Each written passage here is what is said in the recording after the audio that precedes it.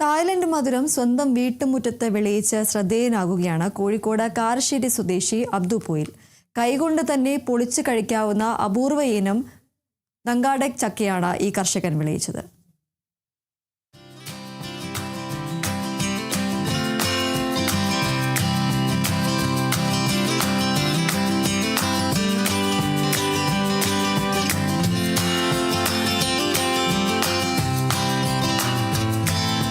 അപൂർവങ്ങളായ പഴവർഗ്ഗങ്ങളുടെ ഒരു വലിയ കലവറ തന്നെയാണ് അബ്ദു പൊയിലിന്റെ വീടും പരിസരവും. ഇവിടെ ഇല്ലാത്ത കൃഷികളൊന്നുമില്ല എന്ന് തന്നെ പറയാം. ആ ഫലസമൃദ്ധിയിലേക്കാണ് ഇപ്പോൾ മലേഷ്യൻ സ്വദേശിയായ നങ്കാഡക് പ്ലാവും വിരുന്നെത്തിയിരിക്കുന്നത്. 3 വർഷം മുൻപ് നട്ട ഈ പ്ലാവ് ഇപ്പോൾ നിറയെ കായ്ച്ചു നിൽക്കുകയാണ്.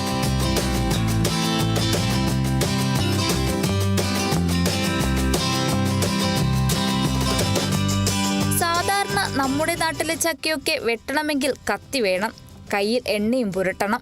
പക്ഷേ ഈ നങ്കാഡക്കിന് അതിൻ്റെ ഒന്നും ആവശ്യമില്ല. നല്ല പഴുത്തു കഴിഞ്ഞാൽ കയ്യിലെടുത്ത് ഒരു തൊണ്ട് പൊളിക്കുന്ന സുഖത്തിൽ ഇതിൻ്റെ തൊലി ഇങ്ങനെ പൊളിച്ചെടുക്കാം. നല്ല തേൻ മധുരമാണ് ചക്കയ്ക്ക്. 3 വർഷം കൊണ്ടാണ് അപൂർവീനം ചക്കയുടെ വിളവെടുത്തതെന്നും അബ്ദു പറഞ്ഞു. ലാസ്റ്റ് ഉണ്ടായതാ ഇതൊക്കെ കണ്ടില്ല. അതൊക്കെ ഞാൻ കഴിഞ്ഞത് അതേമലി ചക്ക വലിപ്പമുണ്ടാവും, അത്യാവശ്യം നീളുണ്ടാവും.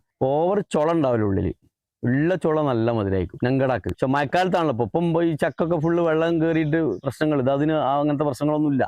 ഇതൊക്കെ തായ്ലൻഡ്, ഇന്തോനേഷ്യ, കംബോഡിയ ഇവിടെ നിന്നൊക്കെയല്ല ചക്കകൾ നമുക്ക് ഒറിജിനൽ ചക്ക കിട്ടുന്നത്. വലിപ്പത്തിൽ ചെറുതാണെങ്കിലും മധുരത്തിലും ഗുണത്തിലും ഇവൻ പുലിയാണ്. പശ ഒട്ടുമില്ലാതെ കൈകൊണ്ട് തന്നെ പെട്ടെന്ന് ചുളകൾ വേർതിരിച്ചെടുക്കാമെന്നതാണ് ഇതിന്റെ ഏറ്റവും വലിയ പ്രത്യേകത.